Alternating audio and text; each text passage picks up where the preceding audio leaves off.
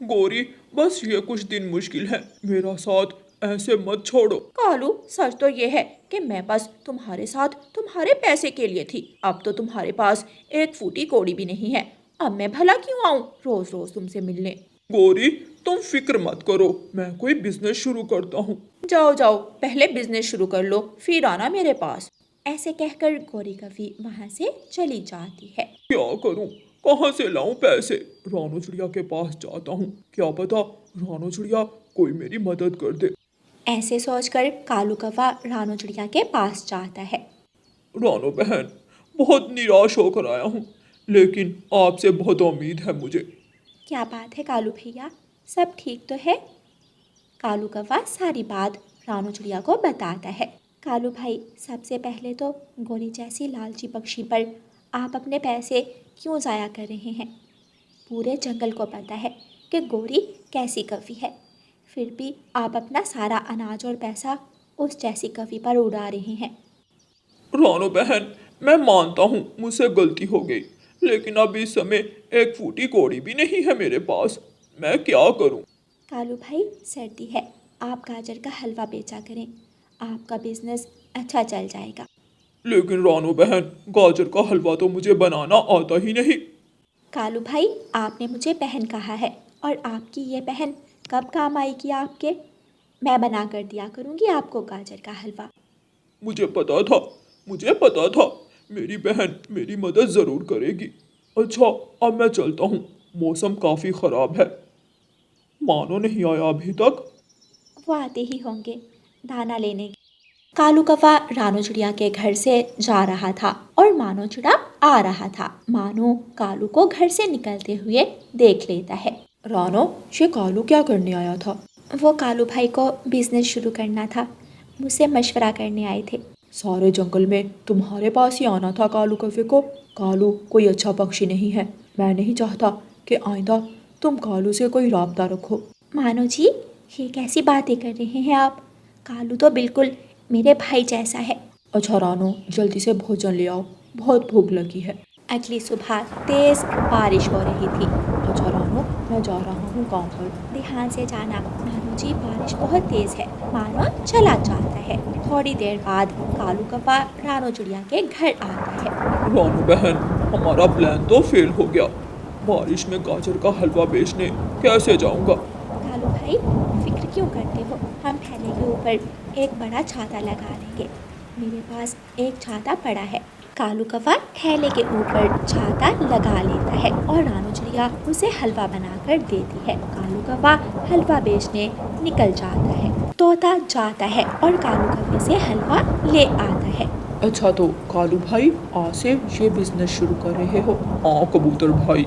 ऐसे ही कालू कौवा सारे जंगल में थैला लेकर घूमता है। शाम तक कालू कौवे का सारा हलवा बिक जाता है। शाम हो गई थी। कालू कौवा रानू चिड़िया के घर जाता है। रानू बहन, सभी पक्षियों को हलवा बहुत पसंद आया, बहुत अच्छी कमाई हुई मेरी तो। ये ले, ये कुछ पैसे आप रख लें, आपने भी हलवे के लिए सामान खरीदना होगा। कालू कौवा रानू चिड़िया को पैसे देकर चला जाता है। मानो भी घर आ जाता है। रानो, ये कालू आज फिर क्यों आया था? मानो जी, वो फिर रानू चिड़िया सारी बात बताती है।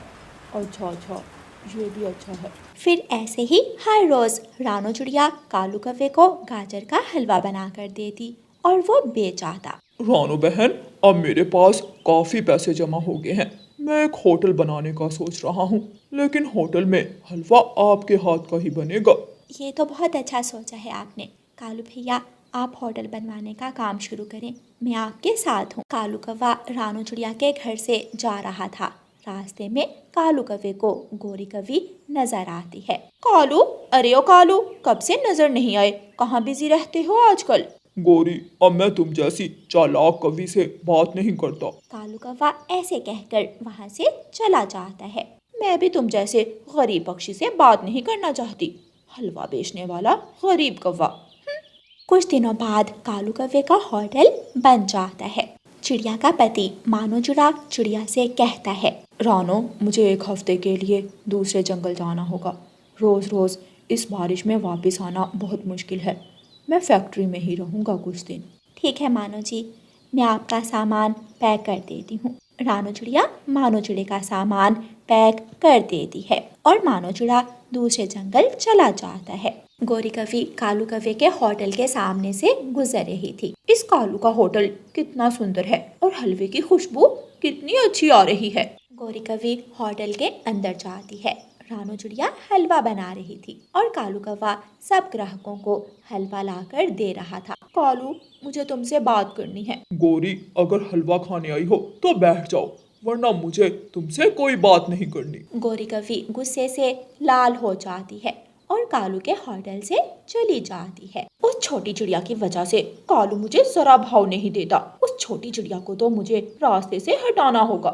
ऐसा सोचकर गौरी कवि रानू चिड़िया के पति मानो चिड़े को फोन करती है। तुम दूसरे जंगल काम कर रहे हो, यहाँ रानू चिड़िया उस कालू के साथ मजे कर रही है। ये क्या कह रही हो तुम? गौरी कवि फोन काट देती है। मानो चिड़ा घर वापस आ जाता है, लेकिन रानू चिड़िया होटल में थी। मानो कालू के होटल जाता है। मानो होटल के बाहर खड़ा होकर रानू चिड़िया को बुलाता है। रानो, रानो बाहर आओ। रानू चिड़िया बाहर आती है। आप आगे मानो जी, आपको पता है ये होटल कालू भैया का है।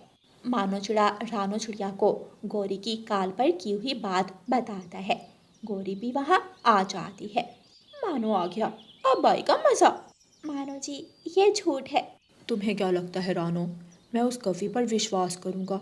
मुझे मेरी पत्नी पर खुद से ज्यादा विश्वास है। मानो, तुम्हें पता नहीं है ये दोनों कैसे हंस हंस कर बातें करते हैं। बस गौरी, बहुत हो गई तुम्हारी बकवास, निकलो यहाँ से। आखिर गौरी कवि को अपनी गलती का एहसास हो जाता है। कालू, प्लीज मुझे माफ कर दो। मुझे तुम्हारे जैसा कौवा पक्षी कहीं नहीं मिलेगा। प्लीज मुझे माफ कर दो। कालू भैया, गौरी बहन को अपनी गलती का एहसास हो गया है, आप गौरी बहन को माफ़ कर दें। रानू के कहने पर कालू कौवा गौरी को माफ़ कर देता है। फिर वो सब होटल के अंदर चले जाते हैं और मिलकर गाजर का हलवा खाते हैं। प्यारे दोस्तों, इस कहानी को लाइक, अपने दोस्तों के साथ शेयर और चैनल को सब्सक्राइब करना बिल्कुल मत भूलना। आपका धन्यवाद। रानू चिड़िया की ऐसी कहानियाँ सुनने के लिए YouTube सर्च बार में रानू चिड़िया की कहानी लिखें या फिर ये बटन दबाकर बोलकर कहें रानू चिड़िया की कहानी। रानू चिड़िया और उसकी बड़ी बहन पारो चिड़िया दोनों ही बहुत सुंदर थीं। एक दिन उनकी माँ पारो चिड़िया से कहती है, मेरी बेटी, दूसरे जंगल से एक बहुत ही अच्छा रिश्ता आया है तुम्हारे लिए। पारो बहन, आपकी तो अब शादी होगी। ओहो, रानू और माँ आप दोनों। लगता है माँ पारो बहन शर्मा रही है। पारो दूसरे कमरे में चली जाती है। रानू बेटी, तुम्हें तो अपनी बहन के बारे में मुझसे ज़्यादा पता हो। पारो को कोई चिड़ा पक्षी पसंद है क्या? नहीं नहीं माँ, मुझे या पारो बहन को कोई नहीं पसंद। आप जहाँ भी हमारा रिश्ता तय करेंगी हम वही शादी करेंगे। मेरी बच्चियाँ कितनी अच्छी हैं। ऐसे पारो चिड़िया की शादी दूसरे जंगल के सोनो चिड़े से हो जाती है। सोनो का एक छोटा भाई भी था जिसका नाम मानो था। मानो मज़े से शादी का खाना खा रहा था। रानू चिड़िया मानो के पास आती है। आप जैसे चिड़े शादी में सिर्फ भोजन ही खाने आते हैं मेरे ख्याल से। वैसे आप कौन हैं? मैं तो दुल्हन की छोटी बहन हूँ। और मैं दूल्हे का छोटा भाई। ये कहकर मानो चिड़ा अपने भाई के पास चला जाता है। ओहो रानो, तुम्हारी जुबान बिना अब क्या सोचेगा वो मेरे बारे में। उफ। रानो चिड़िया की बहन की शादी हो जाती है और पारो चिड़िया ब्याह कर अपने ससुराल चली जाती है। माँ, पारो बहन के बिना घर कितना सूना लग रहा है। मुझे तो बहुत याद आ रही है पारो की। हाँ रानो बेटी, याद तो मुझे भी आ रही है। तभी उनके दरवाजे पर दस्तक होती है। रानो चिड़िया दरवाजा खोलती है। गौरी मेरी सहेली, अच्छा किया तू आ गई। घर बहुत सूना लग रहा था, मुझे पारो बहन की बहुत याद आ रही है, इसीलिए तो मैं आई हूँ। और पता है तुम्हें, अंदर तो आ जाओ। माँ, मेरी सहेली गौरी आई है, हम दोनों कमरे में जा। रानो चिड़िया गौरी कवि को लेकर अपने कमरे में चली जाती है। रानो, मैं तो कालू से मिलने के लिए घर से निकली थी, लेकिन वो तोता बैठा था, इसलिए मैं तुम्हारे घर आ गई। गौरी, तुम कालू से कहो कि तुम्हारे घर रिश्ता ले आए। ऐसे रोज रोज मिलना अच्छा नहीं। मैं जब कहूँगी वो रिश्ता ले आएगा। मुझे रोज वो मजे मजे के फल और चीजें खिलाता है, इसलिए अभी मैं तो ऐसे ही मजे करूँगी। अच्छा, अब मैं चलती हूँ, वो तोता भी चला गया होगा। अगली सुबह रानू चिड़िया की माँ रानू चिड़िया से कहती है, रानो बेटी, पारो की कोई कॉल नहीं आई क्या? हाँ मैं करती हूँ। फिर रानू चिड़िया अपनी बहन पारो चिड़िया को कॉल करती है। हेलो पारो बहन, कैसी हो? मैं पारो भाभी का देवर बोल रहा हूँ। वो मैंने पारो बहन से बात करनी थी। मानो चिड़ा पारो को फोन पकड़ा देता है। कैसी हो मेरी बहन? बहुत अच्छी, सब बहुत अच्छे हैं यहाँ, बस माँ के हाथ के खानों की याद आ रही है। रानू चिड़िया फोन अपनी माँ को पकड़ा देती है। पारो बेटी, मैं गाजर का हलवा बनाने लगी हूँ, किसी को भेजकर मंगवा लेना। रानू चिड़िया की माँ रसोई में हलवा बनाने चली जाती है। थोड़ी देर बाद उनके दरवाजे पर दस्तक होती है। रानू चिड़िया दरवाजा खोलती है। आप? जी मैं, क्यों, मैं नहीं आ सकता?